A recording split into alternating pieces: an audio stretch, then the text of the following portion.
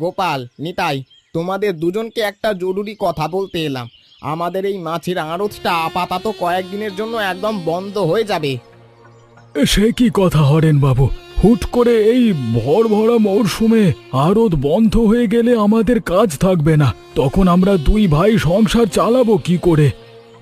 আমি তো ইচ্ছে করে বন্ধ করছি না গোপাল, এই আড়তটা তো একদম নদীর কিনারায়। এই বর্ষায় জোয়ারের তরে পাড় ভাঙতে শুরু করেছে। পাড় ভাঙছে বলে কি পুরো আড়তটাই বন্ধ করে দেবেন দাদা? আমাদের তো এই একটা মাত্র কাজের ভরসা, এটা চলে গেলে আমরা বড় বিপদে পড়ব। নদীর পাড় যেভাবে ভাঙছে তাতে আড়তটা যে কোনো সময় জলের টানে ভেঙে পড়তে পারে। তোমরা এখন থেকে অন্য কোথাও নিজেদের জন্য কাজ খুঁজে নাও।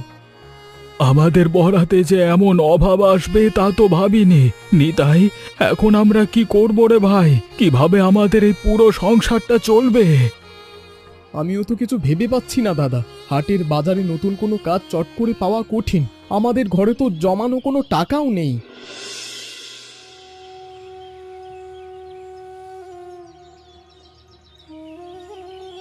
মা, আমার কলেজের পরীক্ষার ফি জমা দেওয়ার শেষ তারিখ কিন্তু চলে এলো। এখনই টাকা না দিলে ওরা আমার নাম খাতা থেকে একেবারে কেটে দেবে।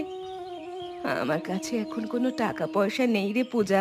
তোকে তো কতবার বলেছি এই সময় আমার কাছে একদম টাকা চেয়ে মিছে বায়না করিস না। আমি টাকা চাবো না তো কার কাছে চাবো মা? আমার পড়াশোনা কি তবে মাঝপথে বন্ধ হয়ে যাবে একেবারে? আমি কি আর কলেজে যাব না? তোর পড়াশুনো বন্ধ করতে কে বলেছে রে? এখন ঘরের যে অবস্থা তুই তো সবই জানিস। তোর বাবা আসুক, তারপর ওনাকে নিজের মুখেই সব বলিস। মা, অমন করে কান্নাকাটি করিস না। আমি তো সব কথাই দরজার বাইরে থেকে শুনলাম। তোর কলেজের ফি আমি ঠিক সময় মতো জোগাড় করে দেব। বাবা, তুমি এসে গেছো? কলেজে স্যার কিন্তু বলেছেন আর মাত্র 2 দিন সময় আছে, এর মধ্যে টাকা না দিলে বড় ক্ষতি হয়ে যাবে। তুই ওসব নিয়ে একদম ভাবিস না মা। আমি যখন তোকে নিজে মুখে কথা দিয়েছি তখন তোর পড়ালেখা বন্ধ হবে না। তুই মন দিয়ে বই খোল।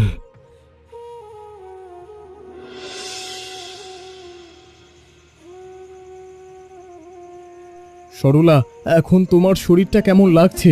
দুপুরের দিকে যে কবিরাজ মশাই এসে বড় বড় দুটো বড়ি দিয়ে গেলেন, ওতে কি চিলতে উপশম হলো না? অবস্থা ধীরে ধীরে আরো খারাপের দিকে যাচ্ছে গো।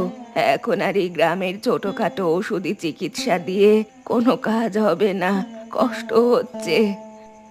কবিরাজ তো বললেন তোমাকে বড় কোনো শহরের নামকরা হাসপাতালে নিয়ে গিয়ে ভালো করে পরীক্ষা করতে হবে, কিন্তু আমার তো এখন হাত একেবারে খালি। তুমি তো সকাল থেকে আড়তের কাজে ছিলে। হরেন বাবু কি তোমাদের এই মাসের খাটুনির পাওনা টাকাটা আর চটপট মিটিয়ে দিলেন না? পাওনা টাকা তো দূরের কথা সরলা, আজ থেকে আমাদের আড়তের কাজটাই একেবারে চলে গেল। নদী ভাঙনের জন্য আতরটাই এখন বন্ধ হয়ে গেছে। এই বিপদের দিনে কাজটাও চলে গেল। তাহলে আমার এই বড় চিকিৎসা এখন কিভাবে হবে? ডাক্তার দেখানোর টাকা আমরা কোত্থেকে জোগাড় করবো গো? তুমি একদম মনে কষ্ট পেও না সরলা, আমি কাল সকাল থেকেই হাটের দিকে গিয়ে নতুন কাজ খোঁজার চেষ্টা করছি। কাজ পেলেই তোমায় শহরে নিয়ে যাব।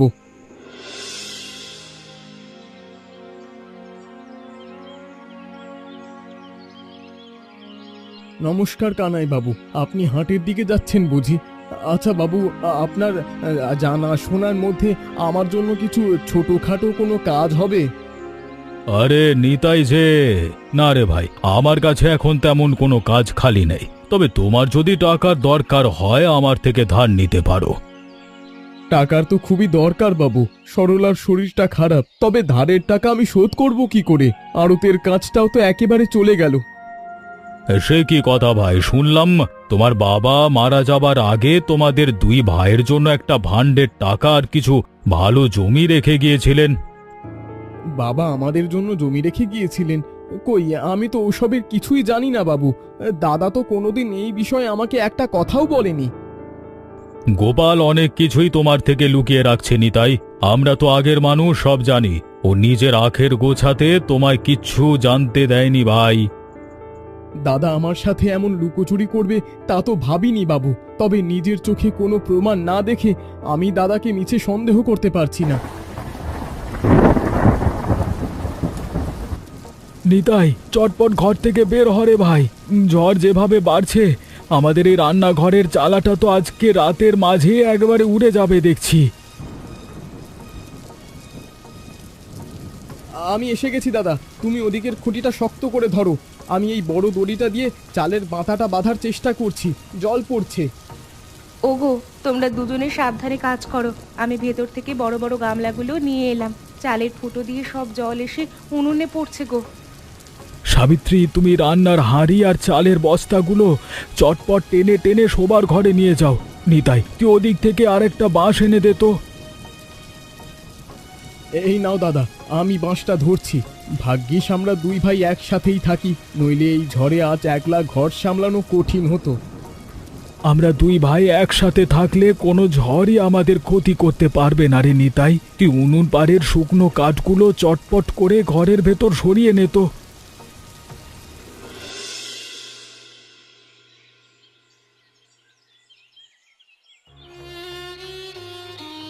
দাদা, একটা জরুরি দরকার ছিল রে। সরলার অবস্থা আজ সকাল থেকে আরো অনেক খারাপ হয়েছে, ওকে চটপট শহরের হাসপাতালে নিয়ে যেতে হবে। সে কি রে, বৌমার শরীর এত খারাপ হলো কি করে? কিন্তু নিতাই, আমার কাছে এখন কোনো টাকা থাকলে তোকে আমি আজকে অবশ্যই দিতাম রে ভাই। তোমার কাছে চিনতে টাকাও হবে না দাদা। ডাক্তারবাবু বলেছেন আজ বিকেলের মধ্যে ওষুধ না কিনলে সরলার বড় ক্ষতি হয়ে যেতে পারে। আমি তোকে কিভাবে বোঝাই রে নিতাই? আজকে পূজার কলেজের ফি জমা দেওয়ার শেষ দিন। টাকা জোগাড় করতে না পেরে ওকেও আমি কলেজে পাঠাতে পারলাম না। তাহলে এখন উপায় কি হবে দাদা? তোমার কাছেও কোনো টাকা নেই, আমারও কাজ চলে গেল। আমরা তো একেবারে চারিদিক থেকে বিপদে পড়ে গেলাম। তুই অমন করে ভেঙে পড়িস না নিতাই। আমি বিকেলের দিকে হাটের মহাজনদের কাছে গিয়ে চিলতে ধারের জন্য হাত পেতে দেখবার চেষ্টা করছি।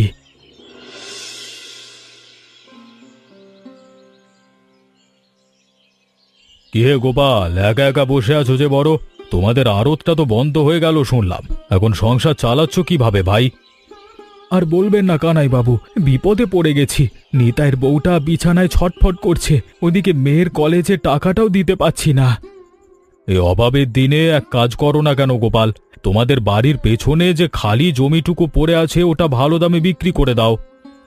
বাপদাদার শেষ স্মৃতিটুকু বিক্রি করতে মন চাইছে না বাবু। এই জমিটুকু চলে গেলে আমাদের আর মাথা গোঁজবার কোনো সম্বল থাকবে না। আমি তো তোমাদের মঙ্গলের জন্যই বলছি গোপাল, জমি বিক্রি করে সাময়িকভাবে অনেক বড় উপকার হবে। বৌমার চিকিৎসা হবে, মেয়ের পড়ালেখাও চলবে। আপনার কথা ফেলে দেওয়ার মতো নয় কানাই বাবু, বিপদ তো চারিদিক থেকে ঘিরে ধরছে। আমি বাড়ি গিয়ে নিতাইয়ের সাথে একটু ভেবে জানাই।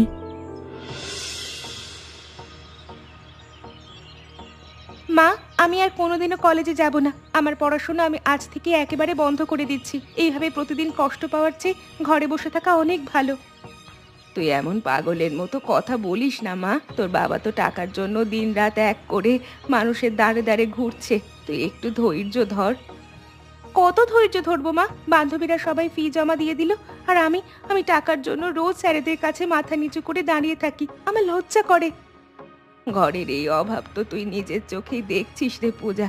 আমাদের হাত এখন একেবারে খালি। তোর বাবার মনটা তুই এভাবে কেঁদে আর ভেঙে দিস না মা। আমি তো কোনো বিলাসিতা চাচ্ছি না মা, শুধু পড়াশোনা করতে চাচ্ছি। কপালে যদি বিদ্যা না থাকে তবে এই দুঃখের সংসারে আমার চেয়ে বড় অভাগী আর কেউ নেই। তুই শান্ত হ মা, একটু ভগবানকে ডাক। মানুষের দিন তো সবসময় একরকম যায় না। দেখিস, আমাদের এই অন্ধকার দিনও একদিন ঠিক কেটে যাবে। শান্তি কাকিমা, এই রোদ্দুরের মধ্যে তুমি ডোবার চিলতে জলের মধ্যে একা একা কি করছো গো? বালতির ভেতর ওগুলো কি মাছ নড়াচড়া করছে? এই তো পূজা, ডোবার পাশে দাঁড়িয়ে অনেকগুলো পুঁটি মাছ ধরলাম রে। সেই কত বছর আগে এই মাছের চপ খেয়েছিলাম, আজ বানাতে ইচ্ছে হলো। পুঁটি মাছের চপ? এই ছোট ছোট পুঁটি মাছ দিয়ে আবার চপ বানানো যায় নাকি কাকিমা? আমি তো কোনোদিন এই চপের কথা শুনিনি। লোকজনে কি এটা খায়? অনেকেই এই চপ চেনে না রে পূজা, কিন্তু এটা খেতে খুব সুস্বাদু হয়। পুঁটি মাছের সাথে মশলাপাতি মিশিয়ে ভাজলে চমৎকার লাগে খেতে। আমাদের ঘরে তো পুঁটি মাছের কোনো অভাব নেই কাকিমা, ডোবা নালায় প্রচুর আছে। কিন্তু এই চপ কিভাবে বানাতে হয় আমি তো একটুও জানি না। তুই ওসব নিয়ে একদম চিন্তা করিস না মা। আমি তোকে এই চপের পুরো রেসিপি খুব ভালো করে শিখিয়ে দেব। তুই একদিন আমাদের বাড়িতে চলে আসিস। বাবা, কাকু, তোমরা দুজনে এই অভাবের দিনে আর মিছে মন খারাপ করে বসে থেকো না। আমি তোমাদের জন্য একটা উপায়ের কথা ভাবছি। তুই আবার কি উপায়ের কথা বলছিস রে মা? আমাদের তো আড়তের কাজটাই চলে গেল। এখন মাথা গোঁজবার জমিটুকু বাঁচানোই আমাদের কাছে সবচেয়ে বড় দায়। আমাদের ডোবায় তো প্রচুর পুঁটি মাছ আছে বাবা। আমরা যদি সেই পুঁটি মাছ ধরে বাজারে মচমচে চপ বানিয়ে বিক্রি করি তবে কিন্তু ভালো হতো। পুঁটি মাছের চপ? সব ছোট মাছের চপ বাজারে আবার কে খাবে রে মা? লোকজন এসব কথা শুনলে হাসাহাসি করবে, উল্টে আমাদের আরো অনেক লোকসান হবে। তোমরা একবার আমার কথাটা বিশ্বাস করো কাকু, শান্তি কাকিমা এই চপ ভালো বানাতে পারে। আমি ওনার থেকে রেসিপি একদম নিজের মাথায় গেঁথে নিয়ে আসবো। নিতাই ঠিকই বলেছে রে পূজা। এই চপ আমাদের গায়ের হাটে আদেও কেউ কিনবে বলে তো মনে হয় না। এই বিপদের দিনে ফালতু খরচ করবার মতো পয়সা তো নেই। তোমরা একটাবার অন্তত চেষ্টা করে দেখো না বাবা। আমি তোমার কাছে হাত জোড় করে বলছি, ভালো না হলে আর কোনোদিনও আমি তোমাদের কিচ্ছু বলবো না।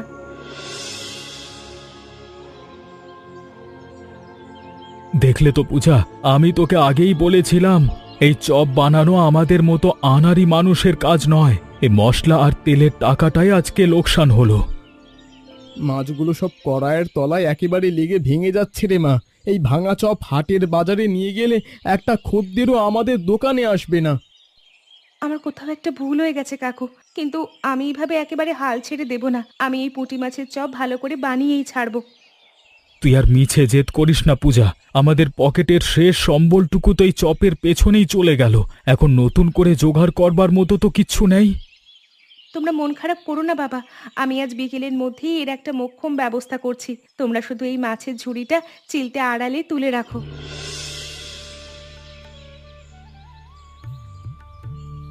কাকিমা, এই চপটা দেখতে তো চমৎকার হয়েছে গো। আমি একটা মুখে দিয়ে দেখি। বাহ, এটা খেতে তো সত্যিই মুচমুচে আর সুস্বাদু হয়েছে। হ্যাঁ শান্তি, তুমি একদম ঠিক কথাই বলেছ। পুঁটি মাছের যে এমন স্বাদ হতে পারে তা তো আগে কোনোদিন ভাবিনি। এই চপ হাটে নিয়ে গেলে ভালোই হবে। আমি তো তোদের আগেই বলেছিলাম রে সাবিত্রী, এই চপের ওপরে মশলাটা সাবধানে ছড়িয়ে দিলে খদ্দেররা এর গন্ধেই দোকানের দিকে ছুটে আসবে। মা, তুমি চটপট এই চপগুলো বড় থালায় তুলে রাখো দেখি। বাবা আর কাকু হাট থেকে ফিরলেই ওনাদের আগে এই গরম গরম চপ একটা খাইয়ে দেখতে হবে। তোর বাবা তো হাটের মোড়ে কাজের খোঁজে গেছে রে পূজা। তুই চপগুলো কাপড়ে ঢেকে রাখ, ওনারা এলেই আমরা সবাই মিলে একসাথে খেতে বসবো।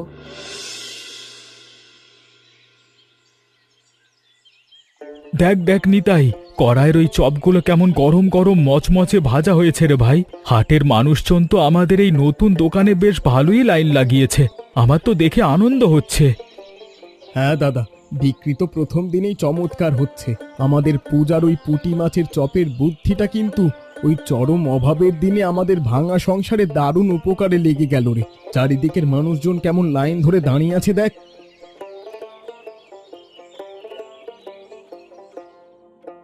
কি হে গোপাল, নিতাই, তোমরা এখানে দুই ভাই একসাথে বসে এই ছোট পুঁটি মাছের কি সব ছাইপাশ ভাজা পোড়া বিক্রি করছো? তা কেমন ব্যবসা হচ্ছে তোমাদের? ভালো লাভপতি হচ্ছে তো নাকি নাকি শুধুই খাটুনি? আর বলবেন না কানাই বাবু, ওপরওয়ালার অশেষ দয়ায় আমাদের ঘরের এতদিনের অভাব আশা করি এবার এক নিমেষে মিটে যাবে। এই পুঁটি মাছের চপ হাটের বাজারে বেশ ভালোই বিক্রি হচ্ছে, সবাই প্রশংসা করছে। তা তো চোখের সামনে দেখতে পাচ্ছি ভাই। তবে বাবু, এই সামান্য পুঁটি মাছের ছোটখাটো চপ বিক্রি করে প্রতিদিন আর ক টাকাই বা লাভ হবে? তার চেয়ে পেছনে জমিটা আমার কাছে বিক্রি করলেই বেশি ভালো করতে। না কানাই বাবু, আমাদের আর সেই বাপ দাদার শেষ জমিটুকু বিক্রি করার কোনো দরকার হবে না। আমরা দুই ভাই মিলে দিনরাত খেটে এই চপ বিক্রি করেই আমাদের ঘরের সমস্ত অভাব দূর করে ফেলবো। আপনি নিজের চোখে দেখেন। পূজামা, আজকে হাটের এই পথে এত মানুষজন চারিদিকে ঘুরছে, অথচ আমাদের এই চপের দোকানের সামনে একটা খদ্দেরও কেন এসে দাঁড়াচ্ছে না?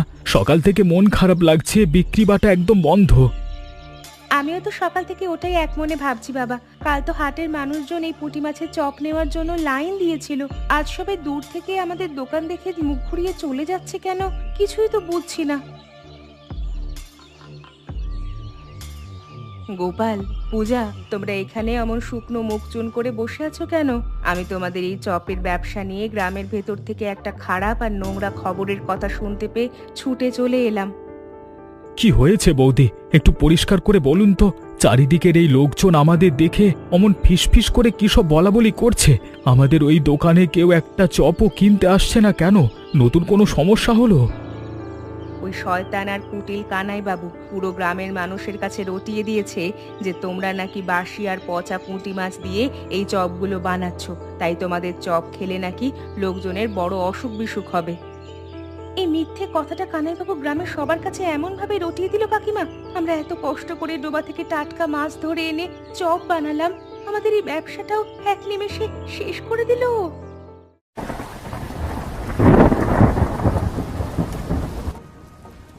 নিতাই, দেখ দেখ, বাইরের এই বন্যার নোংরা জল কিভাবে হু হু করে আমাদের উঠানে বাড়ছে রে ভাই। গ্রামের কত মানুষের ঘরবাড়ি এক্কেবারে ডুবে গেল। সবাই ওই দূরের আশ্রয় কেন্দ্রে গিয়ে কষ্ট করে আশ্রয় নিয়েছে রে। হ্যাঁ দাদা, খারাপ অবস্থা চারিদিকের মানুষের। ওখানকার আশ্রয় নেওয়ার মানুষজনের তো এখন এই চরম দুর্যোগে খাবারের কষ্ট হবে। এই বিপদের দিনে ওদের পাশে আমাদের দুই ভাইয়ের চটপট দাঁড়ানো দরকার রে। তুই একদম নিজের ভাইয়ের মতো খাঁটি আর সত্যি কথাই বলেছিস নিতাই। আমাদের ঘরের ডোবায় এখনো প্রচুর টাটকা পুঁটি মাছ রয়ে গেছে। আমরা দুই ভাই মিলে চটপট অনেকগুলো চপ বানিয়ে ওদের জন্য নিয়ে যাই না কেন? খুব ভালো হবে দাদা, তুই একদম ঠিক কথা ভেবেছিস। আমরা দুজনে আজ সারা রাত জেগে মচমচে চপ ভেজে সকালে ওই আশ্রয় কেন্দ্রে নিয়ে যাব। ওই দুর্যোগের গ্রামের গরিব মানুষগুলোর মুখে অন্তত চিলতে ভালো খাবার তো জুটবে। তাহলে আর মিছে দেরি করিস না ভাই, রাত কিন্তু হয়ে যাচ্ছে। তুই উনুন পাড়ে গিয়ে তেল আর বড় কড়াইটায় চটপট রেডি কর। আমি মাছের বড় ঝুড়িটা নিয়ে ধীর পায়ে এখনই তোকে সাহায্য করতে আসছি।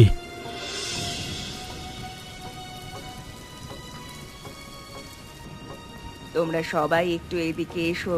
এই বিপদের দিনে গোপাল আর নিতাইয়ের হাতের গরম গরম পুঁটি মাছের চপগুলো খেয়ে নাও।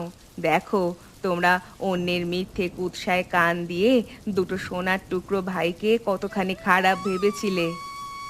আপনারা মনের ভেতরে আমাদের প্রতি আর কোনো ক্ষোভ রাখবেন না। কানাইবাবুর মিথ্যে কথায় ভুলে আপনারা আমাদের দোকানে আসা বন্ধ করেছিলেন, কিন্তু আমরা কোনো দিনও পচা বা বাসি মাছ দিয়ে চপ তৈরি করি না, সব টাটকা মাছ। আমরা শুধু আপনাদের এই সংকটের দিনে চিলতে সাহায্য করতে এসেছি বৌদি। আমাদের কোনো অন্যায় ছিল না। আপনারা সবাই আজ মন ভরে এই চপগুলো খেয়ে নিন। আপনাদের একটু উপকার হলেই আমাদের এই কষ্টের খাটুনি সার্থক হবে। গ্রামের এই চরম দুর্যোগের দিনে এরাই আপন মানুষের মতো তোমাদের মুখে অন্ন তুলে দিল রে। কানাইবাবুর মতো একটা হিংসুটে আর কুটিল মানুষের কথায় কান দিয়ে তোমরা আমাদের ঘরের ছেলেদের ব্যবসাটা একেবারে বন্ধ করে ভুল করেছিলে। বৌদি, ওসব পুরনো দিনের দুঃখের কথা এখন আর না তোলাই ভালো। সবাই মন দিয়ে খেয়ে নিক। গ্রামের এই মানুষজন চপ খেয়ে চিলতে তৃপ্তি পেলেই আমাদের এই সারা রাতের খাটুনি আর পরিশ্রম এক নিমেষে সার্থক আর সফল হবে। নিতাই, আজকে বাজারে আমাদের এই পুঁটি মাছের চপের বিক্রি কিন্তু আগের চেয়েও ভালো হচ্ছে ভাই। আমাদের সব মানুষ এখন নিজেদের ভুল বুঝতে পেরে আমাদের এই সততার আসল মূল্যটা ভালো করে বুঝতে পেরেছে। হ্যাঁ দাদা, মানুষ অবশেষে তাদের ভুলটা ধরতে পেরেছে। তবে আমার নিজের মনের ভেতর একটা বড় অপরাধবোধ কাজ করছে। তোমার একটা সত্যি কথা আজ না লুকিয়ে নিজের মুখেই পরিষ্কার করে বলি রে দাদা। কিসের অপরাধবোধের কথা বলছিস নিতাই? তুই হলি আমার নিজের ছোট ভাই। তুই আমার কাছে কোনো কথা মনে না লুকিয়ে একদম পরিষ্কার করে বল, তোর মনের ভেতরে এমন কি নতুন কষ্টের কথা লুকিয়ে রেখেছিস শুনি ভাই। ওই চালাক কানাইবাবু আমার মনের ভেতর তোমার নামে বিষ ঢোকানোর চেষ্টা করেছিল দাদা। বলেছিল তুমি নাকি বাপ দাদার সম্পত্তির বড় ফান্ডের টাকা আর শেষ জমিটুকু আমার থেকে লুকিয়ে নিজের নামে একেবারে কুক্ষিগত করে রেখেছ। ওই শয়তান লোকটা আসলে আমাদের দুই ভাইয়ের আজীবনের মিল ভাঙবার একটা নোংরা ফন্দি এঁটেছিল ভাই। আমাদের এই একতার ভালোবাসা দেখে ওনার মনের ভেতরে হিংসে হতো। তুই তো ওনার চতুর স্বভাব সব জানিস। আমি ভুল করে ওনার কথা বিশ্বাস করতে গিয়েছিলাম দাদা। কিন্তু আর কখনো এমনটা হবে না। এবার থেকে আমরা দুই ভাই মিলে একই সাথে এই চপের ব্যবসা করব আর নিজেদের পুরো সংসারের সমস্ত দায় দায়িত্ব সমানভাবে একসাথে মিলেমিশে পালন করব।